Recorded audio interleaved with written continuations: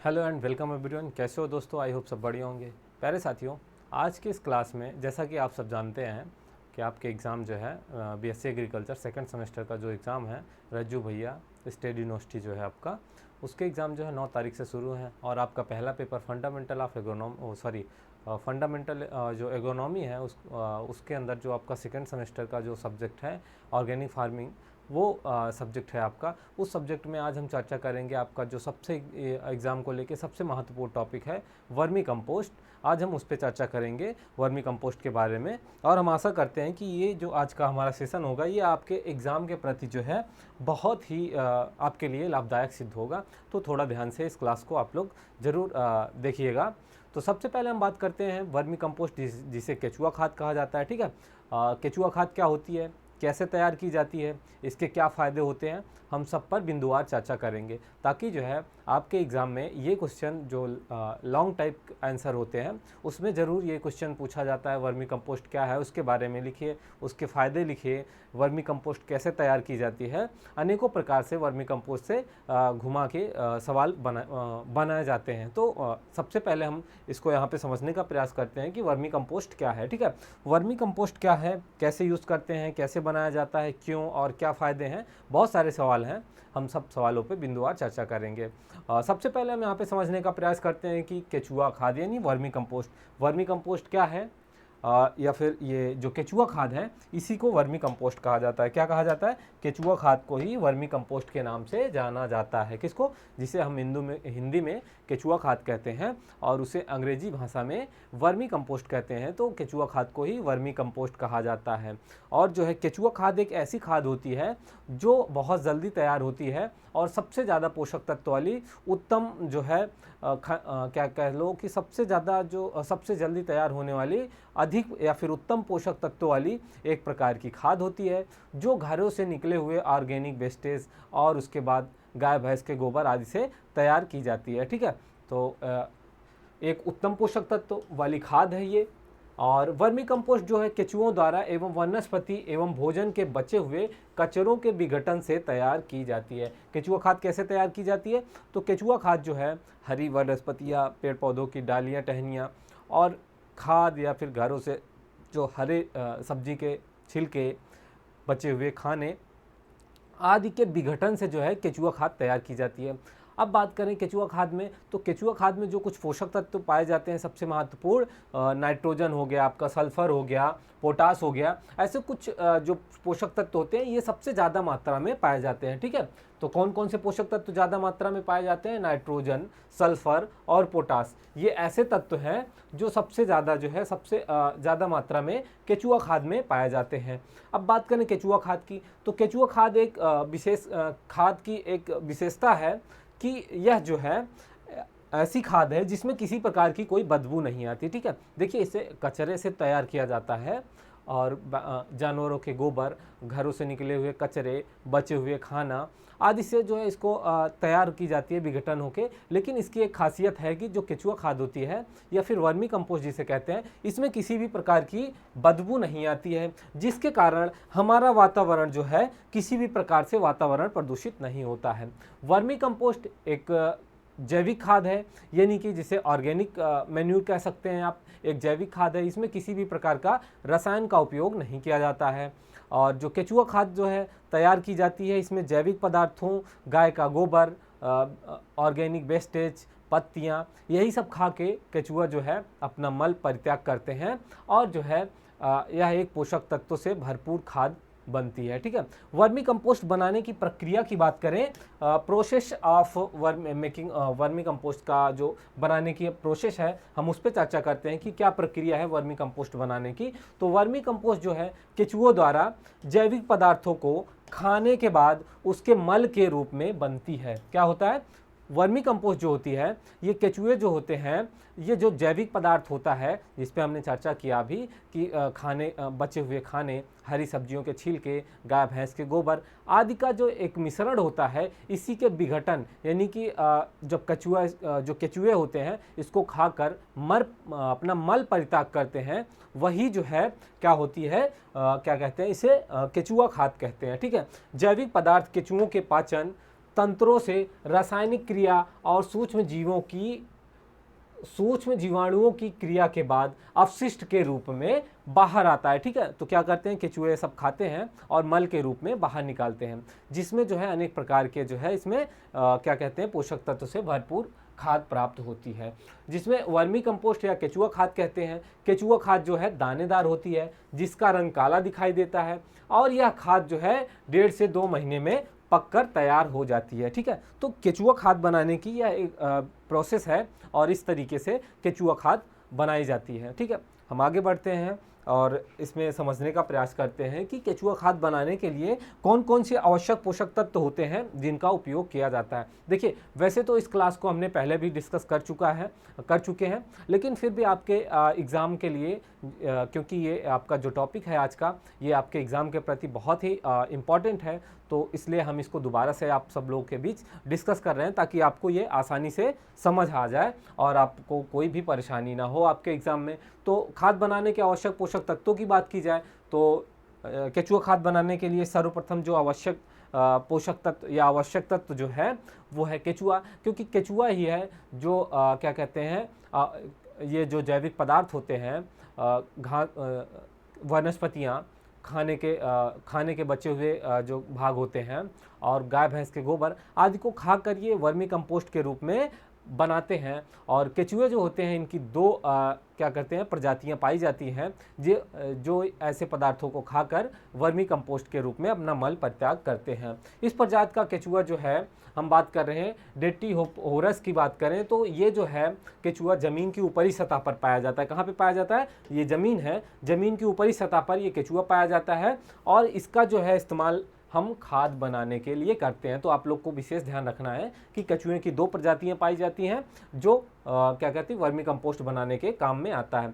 इनका रंग लाल दिखाई देता है। किस तरीके का दिखाई देता है, लाल रंग के ये होते हैं और ज़मीन के ऊपरी भाग पर पाए जाते हैं। इनका उपयोग जो है खाद बनाने में किया जाता है। दूसरा है जियोफेगस। अब इस प्रजाति की बात करें तो इस प्रजाति के जो केचुए होते हैं वो पाए जाते हैं ज़मीन के अंदर। कहाँ पे, ज़मीन के अंदर। ये ज़मीन को अंदर से खाकर खोखला बनाते हैं, और इस प्रकार के जो केचुए होते हैं वो दोस्तों रंगहीन होते हैं। किस प्रकार के होते हैं, रंगहीन होते हैं।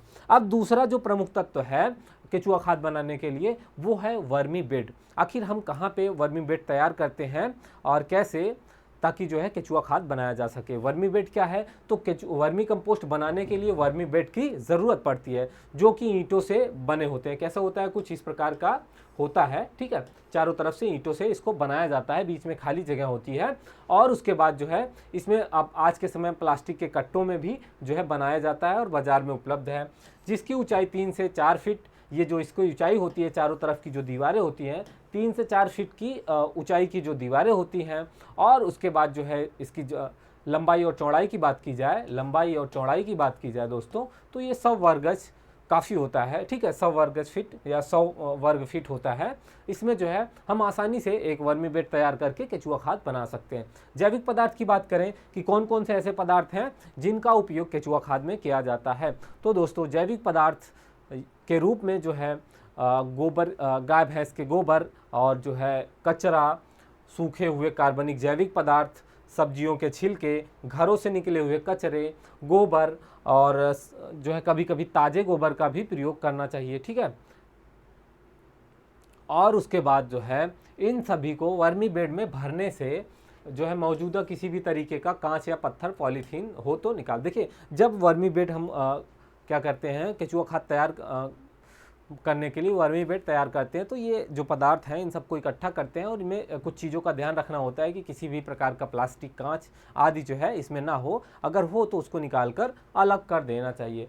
अगला बिंदु है इसमें जो महत्वपूर्ण है वो है पानी। ठीक है, पानी का क्या रोल है दोस्तों, तो वर्मी खाद बनाने के लिए पानी की अहम ज़रूरत होती है। क्या होता है, पानी की सबसे ज़्यादा आवश्यकता होती है, क्योंकि वर्मी कंपोस्ट बनाने के लिए केचुओं को पानी की आवश्यकता होती है, उनको नमी की आवश्यकता होती है, और इसलिए जो है पानी का सबसे महत्वपूर्ण रोल है। ठीक है, नमी के रूप में पानी का उपयोग किया जाता है। अब अगला बिंदु है इसमें वातावरण की बात करें तो जैविक खाद बनाने के लिए वातावरण का भी बहुत योगदान होता है। जैसा कि आप सब जानते हैं, वातावरण जो है एक महत्वपूर्ण ऐसी स्थिति है कि वातावरण जो है हर चीज़ों को जो है प्रभावित करता है। वातावरण का जो प्रभाव होता है वो कृषि में लगभग सारी चीज़ों पर उसका प्रभाव पड़ता है। तो वैसे ही वर्मी कंपोस्ट बनाने में जो है जैविक खाद का बनाने के लिए वातावरण का एक अहम रोल होता है। वर्मी बेड को जो है छायादार स्थानों पे रखना चाहिए। कहाँ पे बनाना चाहिए? छायादारों के, यानी कि जहाँ पे पेड़ पौधे हों उसके आसपास जो है वर्मी बेड आसानी से तैयार कर सकते हैं, ताकि इसमें छायादार में बनाने का मुख्य रीज़न यह होता है कि इसमें सीधे जो है सूर्य की किरणें ना पड़ें, ठीक है, नहीं तो गर्मी की वजह से जो है केचुए मर जाते हैं। अब हम बात करें केचुआ खाद बनाने के लिए जो वर्मी बेड हम तैयार करते हैं, उस वर्मी बेड को कैसे भरा जाता है, हम इस पे चर्चा करते हैं। देखिए, ये जो टॉपिक है ये भी आपके एग्ज़ाम के लिए इम्पॉर्टेंट है, काफ़ी इम्पॉर्टेंट है, तो आप लोग इसको थोड़ा ध्यान से पढ़िएगा। केचुआ खाद जो है ये खादों के द्वारा जैविक पदार्थों के विघटन से बनाई जाती है। कैसा? केचुआ खाद जो है ये जैविक पदार्थों के विघटन से तैयार की जाती है। ये जो जैविक पदार्थ होते हैं इनको एक वर्मी बेड में भर के उसमें केचुओं द्वारा जो है इनको खाकर केचुआ मल के रूप में जो पदार्थ परित्याग करते हैं वही वर्मी कंपोस्ट होता है। अब हम बात करें अच्छी गुणवत्ता वाली हमें वर्मी कंपोस्ट बनानी है, तो उसके लिए हम किस तरीके से जो वर्मी बेड है इसको भरते हैं, उन तरीकों पे चर्चा करते हैं ताकि हमें अच्छी क्वालिटी की खाद तैयार हो सके। देखिए, वर्मी बेड भरने के लिए सबसे पहले कार्बनिक या जैविक जो पदार्थ हैं उसको छोटे छोटे टुकड़ों में काट लेना चाहिए या तोड़ लेना चाहिए, ठीक है। उसके अलावा उसमें सूखी घास, पत्तियां, कचरे आदि के टुकड़े जो है काट कर उनका आकार जो है 3 से 4 सेंटीमीटर तक कर लेना चाहिए, ठीक है। कम जितना छोटा हो सके उतना अच्छी बात है। और उसके बाद जो है उसको वर्मी बेड में पहले 1 इंच मोटी बालू डाल देते हैं। क्या करते हैं? 1 इंच मोटी बालू की परत डाल देते हैं और उसके बाद फिर 3-4 इंच मोटी जो है क्या करते हैं उसमें सूखी और हरी जैविक कार्बनिक पदार्थ की परतें बनाए देते हैं, ठीक है। अब फिर उसके बाद क्या करेंगे, वर्मी बेड में 18 से 20 इंच, कितना? 18 से 20 इंच सूखी सड़ी हुई गोबर की खाद या पुराना गोबर जो है इस गड्ढे में भर देना चाहिए। और गड्ढा भरने के बाद क्या करना चाहिए, जब गड्ढा भर जाए तो गड्ढा भरने के बाद वर्मी बेड में पानी का छिड़काव करना चाहिए। क्या करना चाहिए? पानी का छिड़काव कर देना चाहिए, ताकि जो वर्मी बेड है उसमें तापमान सामान्य हो जाए और फिर उसे ढक देना चाहिए। किसी छायादार स्थानों में उसको बनाना चाहिए और 3-4 दिनों के लिए उसे वैसे ही रख देना चाहिए। जब वर्मी बेड में भरे हुए कार्बनिक और जैविक पदार्थ का तापमान सामान्य हो जाए, ठीक है, कितना हो जाए? सामान्य हो जाए, और उसमें फिर क्या करें, आधा किलो या 5000 केचुए। आधा किलो या 5000 केचुओं का मतलब होता है, या तो आप आधा किलो केचुआ तौल के हिसाब से या फिर गिनती के हिसाब से 5000 केचुए, क्योंकि आधा किलो में लगभग जो केचुओं की संख्या होती है वो लगभग 5000 के आसपास होती है। 5000 केचुओं की संख्या छोड़ देनी चाहिए। केचुओं को छोड़ने के बाद वर्मी कंपोस्ट पर फिर बारीक कटे हुए जैविक पदार्थ की 2 इंच मोटी परत बना देनी चाहिए। कितना?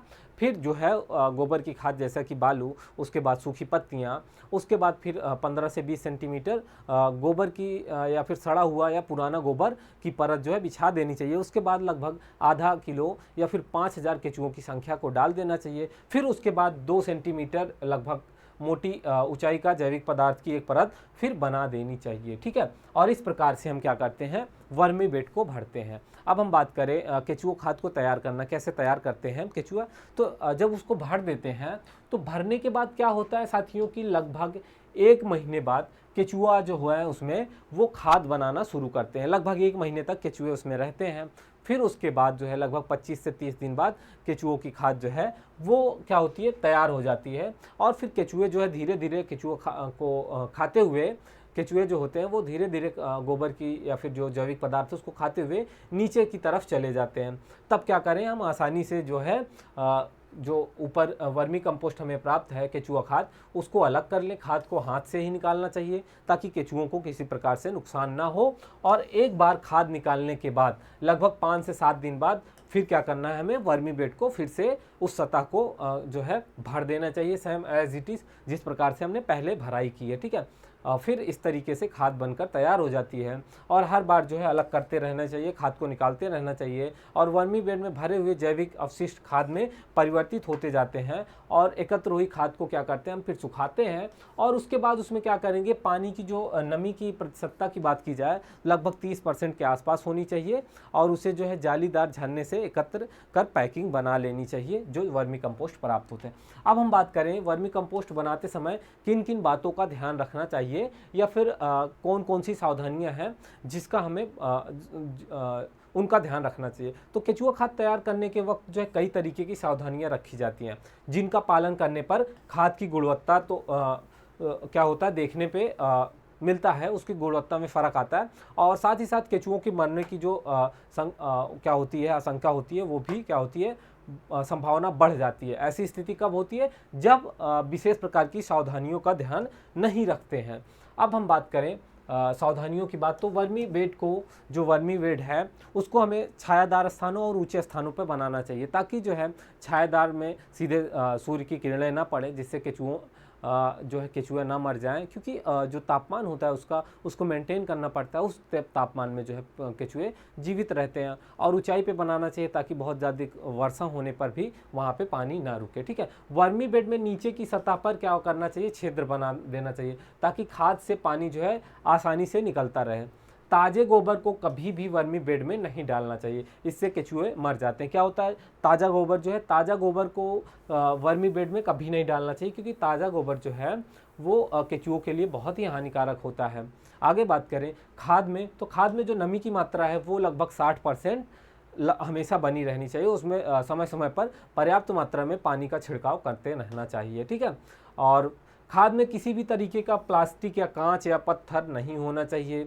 ये इससे क्या होता है, केचुओं के शरीर को नुकसान पहुंचाता है या पहुंचता है। ठीक है, आगे बात करें तो वर्मी बेड का मिश्रण का जो तापमान है वो भी सामान्य कर लेना चाहिए। अब हम बात करें वर्मी कंपोस्ट के लाभ की, कि वर्मी कंपोस्ट के क्या लाभ होते हैं। तो देखिए वर्मी कंपोस्ट जो होता है वो उसमें जो पौधों के लिए आवश्यक पोषक तत्व होते हैं वो सारे पोषक तत्व जो है वर्मी कंपोस्ट में पाए जाते हैं। वर्मी कंपोस्ट में नाइट्रोजन, फास्फोरस, पोटास और अन्य जो सूक्ष्म पोषक तत्व होते हैं वो सारे जो है जो पौधों की वृद्धि एवं विकास के लिए आवश्यक होते हैं वो सब जो है वर्मी कंपोस्ट में पाए जाते हैं। आगे हम बात करें मिट्टी की गुणवत्ता में सुधार। ठीक है, तो वर्मी कंपोस्ट का यूज करने से मिट्टी की संरचना में सुधार होता है और मिट्टी की जो जल धारण क्षमता होती है वह भी बढ़ती है। ठीक है, और साथ ही साथ मिट्टी जो है उपजाऊ बनती है। और ये जो वर्मी कंपोस्ट है ये पर्यावरण के अनुकूल है। ठीक है, क्योंकि वर्मी कंपोस्ट एक प्राकृतिक और वातावरण के अनुकूल खाद है।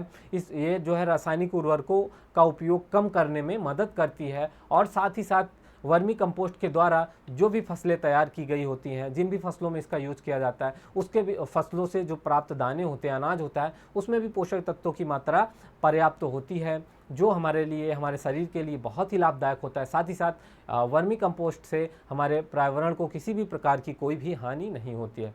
अगला बिंदु है खरपतवार पर नियंत्रण। क्या है खरपतवार पर नियंत्रण? वर्मी कंपोस्ट में मौजूदा सूक्ष्म जीव जो है खरपतवारों के विकास को रोकने में भी मदद करते हैं। क्या करते हैं? जो वर्मी कंपोस्ट का उपयोग करने से जो भी खरपतवार के सूक्ष्म जीव होते हैं वो भी उनको रोकने में वर्मी कंपोस्ट मदद करता है। कीट प्रतिरोधकता क्षमता। वर्मी कंपोस्ट में मौजूदा कुछ ऐसे रसायन कीटों के विकास को रोकने में मदद करते हैं। तो कुछ इस प्रकार का जो है वर्मी कंपोस्ट के उपयोग से लाभ है। तो आज की क्लास में हमने यहाँ पे समझने का प्रयास किया कि जो वर्मी कंपोस्ट है उसका उपयोग कैसे करना चाहिए, वर्मी कंपोस्ट क्या है और इसके क्या लाभ है और किस तरीके से वर्मी बेड भरा जाता है, क्या प्रोसेस है और कितने दिन में केचुआ खाद बनकर तैयार होती है। तो आज की क्लास को हम यहीं पे विराम देते हैं। मिलते हैं अगली क्लास में। आपके जो है एग्ज़ाम के लिए जो भी इम्पोर्टेंट टॉपिक है हम अब उसी पे चर्चा करेंगे और आशा करते हैं कि आप सब लोग का एग्ज़ाम जो है बहुत अच्छा जाए और जो हमारे द्वारा पढ़ाई गई चीज़ें हैं वो आपके एग्ज़ाम में जो है आपकी ज़रूर मदद करें, आपको ज़रूर सफलता दें। तो आज की क्लास को हम यहीं समाप्त करते हैं। मिलते हैं अगली क्लास में। जय हिंद।